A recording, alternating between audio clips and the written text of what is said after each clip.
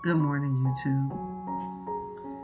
This morning I have another church story pretty much to share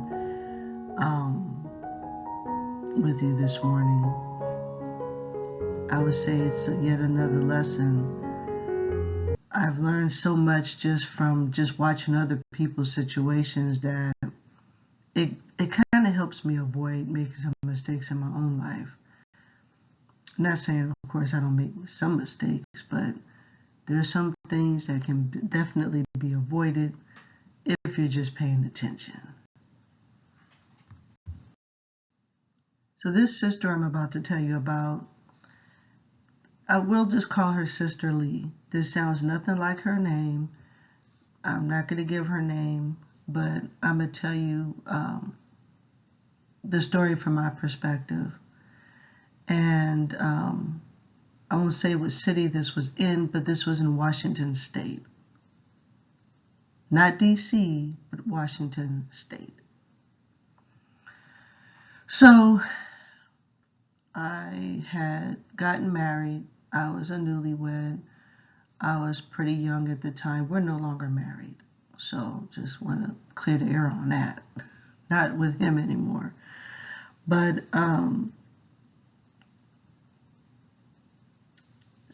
the situation with this woman was, it was an eye-opener to say the least. So I'm trying to collect my thoughts as I try to remember everything that happened.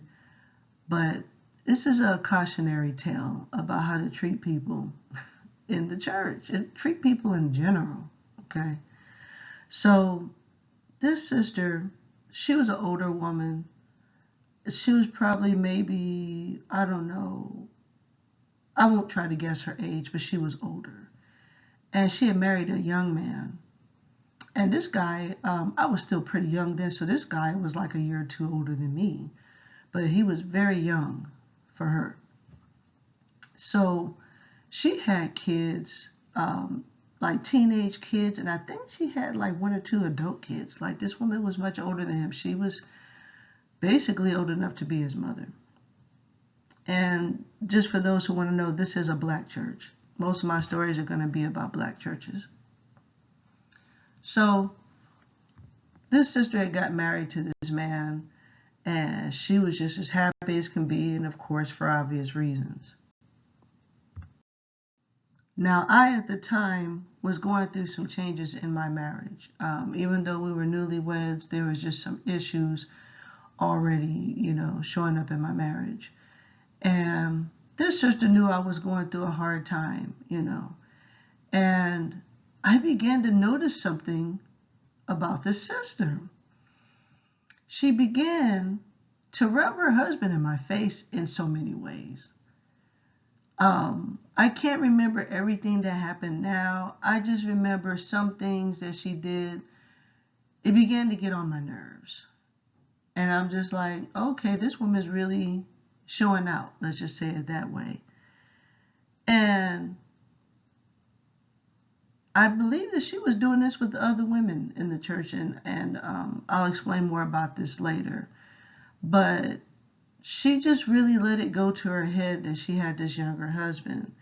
And because I think she'd been married before. Yeah, she had been married before. So this was her second marriage.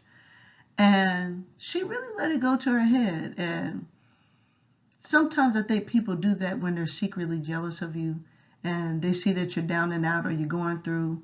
And so whatever advantage they have over you, excuse me, they'll linger that in your face,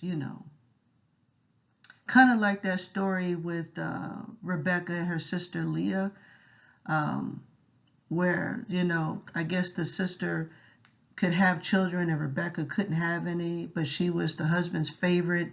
It's like a Bible story, but I think sometimes some women operate like that, especially when they're in close situations like this or within the same family. So anyway, but I digress. So I began to see this, and like she was kind of just showing off. Now, I don't mind someone being happy. That doesn't bother me. But when you begin to kind of in a way, kick me while I'm down and you know I'm going through in my marriage and you're trying to rub your husband in my face. It's not cool, right? And honey, I wasn't going to be jealous of this lady. I just wasn't. Number one, she was old enough to be my mom. And two, I was young. Like if I wanted somebody my own age, that would not be hard for me to do. So I wasn't going to be jealous of you and your young husband that you probably couldn't just go out and get another one like I could if I was single. Like I don't think she thought it through. And I'm going to leave it like that. Maybe I'm being kind of mean, but I'm just telling it for what it is, right? So anyway, this woman was really, showing off, right? But baby, let me tell you what happened later. So as time went on, me and my husband kind of got our act together a little bit. I mean, somewhat. And we ended up having a baby boy. And as time would have it, I guess this lady could not have children or could no longer have children because she had older kids. And so they started having fertility problems. Well, for obvious reasons, right? Like this woman was probably at the beginning of menopause or something. And see, her husband was a good man. I still think he was a good man despite what happened later on. And I remember him being frustrated because he didn't have any kids and he wanted children, he wanted a family. And he was kind of like the pastor's right-hand man. It wasn't even kind of like he was like the pastor's right-hand man. Like he helped, I think he even helped. I won't give away too much because it'll be too obvious what church I'm talking about. But he was, him and the pastor was pretty close. This is a small little black church. I don't know how big they are now, but this was small back then. And I remember seeing him frustrated, especially when we showed up with our newborn baby and they couldn't have kids. And I really liked her husband. So I was like, wow, like just, it was just too bad. I mean, you take a risk when you marry someone with that type of an age difference. You kind of do, you kind of have to know where that person is or their status health wise. But I guess they really had no way of really knowing, I think they was really trying to do things the right way. So I saw when they went through that frustration and it was really sad, and I just went on about my merry little way. I was in my own world dealing with my own problems. That was what they were going through. It was what it was. So fast forward, I say a few years later. So I think we had left the church for a little while. I think we ended up going somewhere else or something.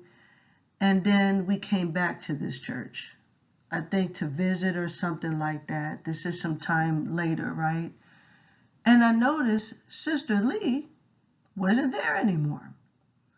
And it came out that, and it's not funny, but you had to see how this lady was acting for me to kind of feel this way. But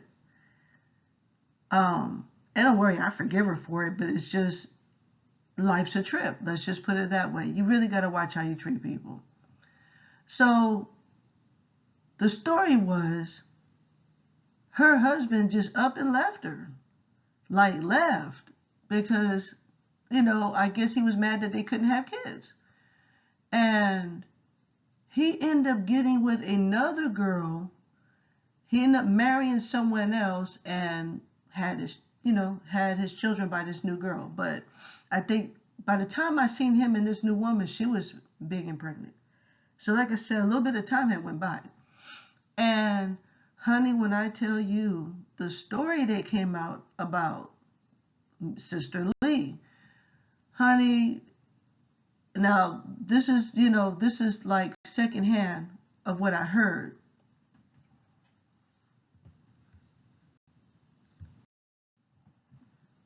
So it came out that when this guy left her, like she was running around just like harassing his family, I guess, or bothering his family, trying to find out where he was. He was like in hiding from her.